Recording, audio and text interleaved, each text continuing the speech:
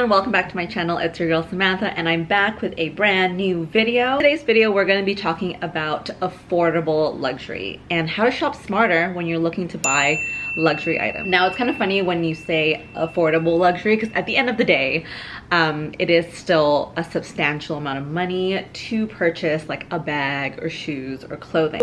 I'm someone who likes to shop smart. I love a good deal. I'm always on the lookout on ways to save money and get a deal when I'm looking for luxury items that are on my wish list, and I want to share some of my tips with all of you. So let's just start off on my thoughts about shopping luxury. You guys, if you follow me for quite some time, you know that I have a small yet mighty luxury collection. I usually buy bags versus shoes or jewelry. I do have my Chanel mules, and that was because I wanted a beautiful pair of wedding shoes. But overall, I tend to not buy items that could easily get dirty, hence why I usually gravitate towards bags, because I think the wear of the item is a little bit higher and it won't, like, you're not walking on the ground with them. So to me, investing in a nicer bag which I can match with my other outfits is a better investment, I guess, for luxury versus something that would probably wear and tear over a couple of years. Like shoes. Shop during sales. Now, this is just a really smart way to shop smarter for an item that you have your eye on. Sometimes it's really difficult if you see something you like and you just want to get it at that moment. It is definitely just getting sucked into that joy and euphoria of shopping. I've been there, but a tip that I have for you guys is that I tend to look online and browse and see what I have in my closet and what I do think would make a really nice addition to my luxury collection.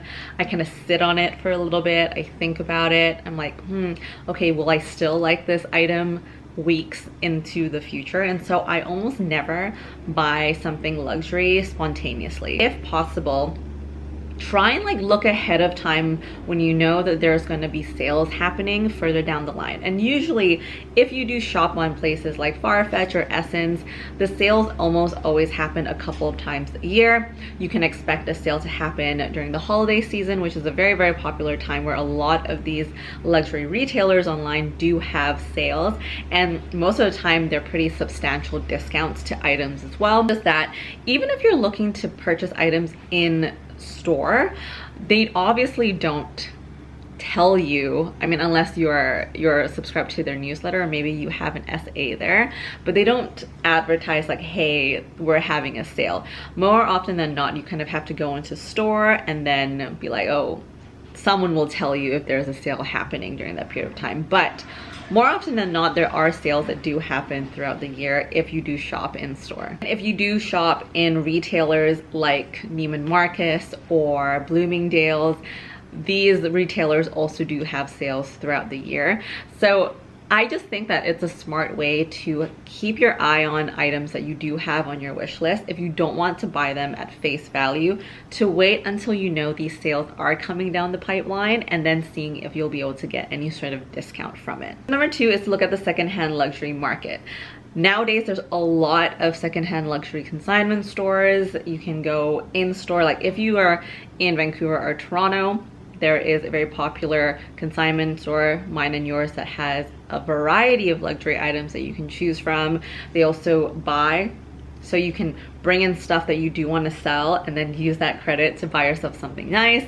But this is just a nice way for you to be able to rotate in your closet. I know some people who do the one in, one out principle, where if they want to get something new, something from their current collection has to go out, which I think it's a great system. I personally don't do that because, again, my collection is not like this massive collection. That principle just doesn't apply to me at this moment, but I know some people who do, and if you do as well, that's also another way to shop smarter, because essentially you are rotating something that's already in your collection that you don't usually use or don't use enough, and then using that credit to buy something else that you will be using or will be styling in the future. Looking at secondhand luxury is a really smart way to shop for more affordable luxury, because usually more often than not, they do have sales throughout the year similar to retailers and online websites like Farfetch, but also I don't know, like sometimes with certain bags, for example, my Chanel Classic Flap, it is a vintage piece and I did get it from a secondhand luxury store. And I love it because the thing with Chanel, like for certain brands, vintage is better. The quality is better, but also you'll be able to see how the leather wears over a period of time. And for me, that just shows that it's a testament of the quality of the item, but also you don't feel as nervous to bring it out because it's already seen the light of day. Then the third tip is to think about having a smaller yet mightier collection. Back to the idea of just making the most out of the money that you spend on an item. I always think about, you know, hey, am I actually going to be using a certain item that I do purchase? Because it's your hard-earned money and you want to make sure that whatever you spend on, you actually end up using or just brings you joy in some other form. And so for me, in my experience, I've watched like other YouTubers and I've seen like huge rooms of just bags and bags or like clothes and a ton of designer items, which, okay, no hate at all. Like if I could do it, I would. If I could do it, I would. But just saying, like if you're not able to, then a small yet mighty collection I think goes a really long way, because that way you know that you're making the most out of however much you spend on a bag in terms of cost per wear. Girl math. Get like a $2,000 bag and you use it 100 times, then really it's just $200. Really good way to ensure that whatever you do spend your money on, you're actually going to be using and it's actually going to bring you joy and value in your life. What luxury brands do I think is worth the money and is more affordable for you to invest your money into? Longchamp, I think, is a really good and affordable luxury brand for you to kind of dip your toes in, especially if you're new to luxury or if you just like you're itching to get something. You don't want to spend thousands of dollars on like a Chanel or a Prada or whatever. I think Longchamp is a really good brand to satisfy those desires and also just have a really good functional bag. It was from, was it Bloomingdale's? Or was it Neiman Marcus? Walked in and this was, I mean, already on its own is quite affordable. I think it was around like 200-ish USD, but then it was on sale. I got this at an even better price. So if you're looking at affordable luxury brands, I think the Longchamp is a really great alternative for you, because as an example, the Longchamp Le Pliage, I've had this for quite some time and I use it so often for day to day, but also just to bring to work. And this color is quite a bright color. I use it quite often in the spring and summer, but honestly, I've been using this throughout the winter because I'm just like, you know what, it's a functional bag. I can put it into the washing machine and it's great. Affordable luxury, I do think that Polène is still considered affordable for what you do get in return in terms of the quality and the craftsmanship of the bag. I have an entire playlist on Polène, so you guys know that I do have several bags from the brand and I do enjoy it. And honestly, even with the price increases, it's still a more affordable option compared to a lot of higher tier luxury. For getting like a full leather bag, right? We're not talking about 100% leather. We're talking about like grain leather or calf leather. So it is really good quality. It wears really well. And if you want to see more videos on how my Polène bags have been wearing over a year, over 2 years, over 6 months, I'm going to add the playlist up above so you can have a watch. It's a brand that I currently do not own, but I've seen a lot of people wearing it and it's very, very beautiful in terms of their style.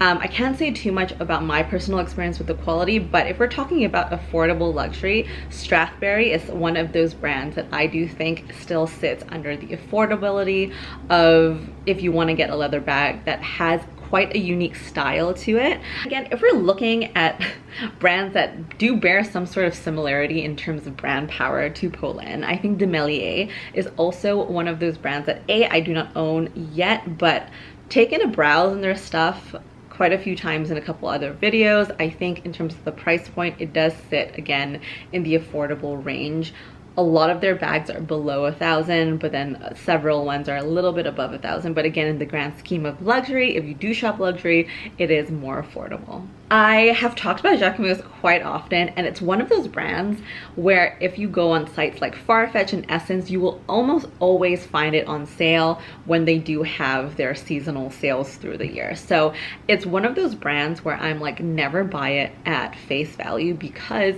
you know that it'll go on sale more often than not sometime through the year. So with their styles, it's very fashion forward. I also do really love the marketing on social media. I think Jacquemus does a great job at marketing their bags, because it's so fun to look at, it's so fun to watch, and just makes you really enjoy the brand. So I think Jacquemus is a great option if you're looking at affordable luxury. Of course, some of their bags are a bit more expensive, so you kind of need to do your due diligence and research on the quality, the craftsmanship of certain styles, and the material that you're looking for. Coach is also affordable luxury. If more often than not, I think Coach is quite affordable. It's almost, in my opinion, in line with Longchamp prices. I think the Coach tabby bag was about like $500-600, and that thing blew up. Like, it went viral on TikTok.